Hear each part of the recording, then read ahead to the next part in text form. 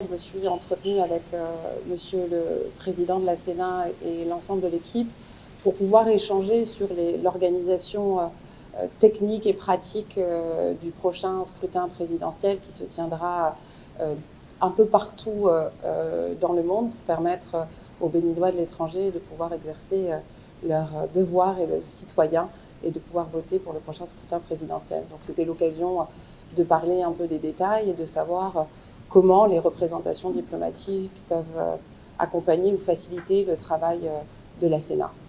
La question principale, c'était effectivement de pouvoir permettre à la diaspora béninoise qui réside dans toute la juridiction de l'ambassade du Bénin en France, de pouvoir les informer sur les dispositions pratiques et l'organisation du prochain scrutin. Vous savez qu'il y a eu une première partie faite l'année dernière sur la mise à jour des centres de vote des Béninois, pour pouvoir leur permettre effectivement d'être inscrits sur les listes électorales.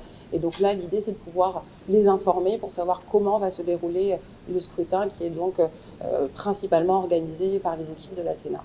Pour les Béninois de l'étranger, c'est essentiellement le scrutin présidentiel qui leur est ouvert dans l'ensemble des postes diplomatiques et consulaires de la République du Bénin dans le monde.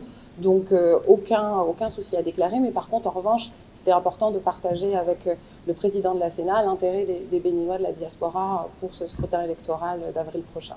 Aujourd'hui, la diaspora béninoise est très concentrée en France, avec un peu plus de 40 000 citoyens béninois qui résident en France.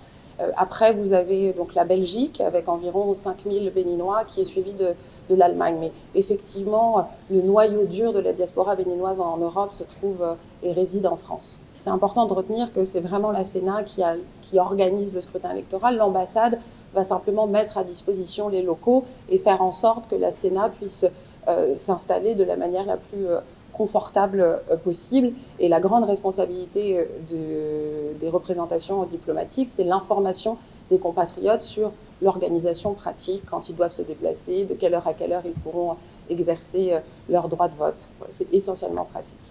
Il faut savoir que le premier travail était le travail effectivement sur les listes électorales qui a été notamment organisé par l'ANIP, qui est la mise à jour des centres de vote. Vous avez tous été au courant de la grande campagne entre le mois d'août et le mois de septembre sur la mise à jour des centres de vote pour les Béninois résidant dans le territoire, mais aussi pour les Béninois résidant à l'étranger. Ça, c'est la première étape. Et après, il y a l'étape de la publication des listes électorales. Et sur la partie organisation, la Sénat est aussi rodée à l'exercice, puisque, comme vous l'avez dit, ce n'est pas le premier scrutin présidentiel qui est organisé à l'étranger. Donc, rassuré parfaitement.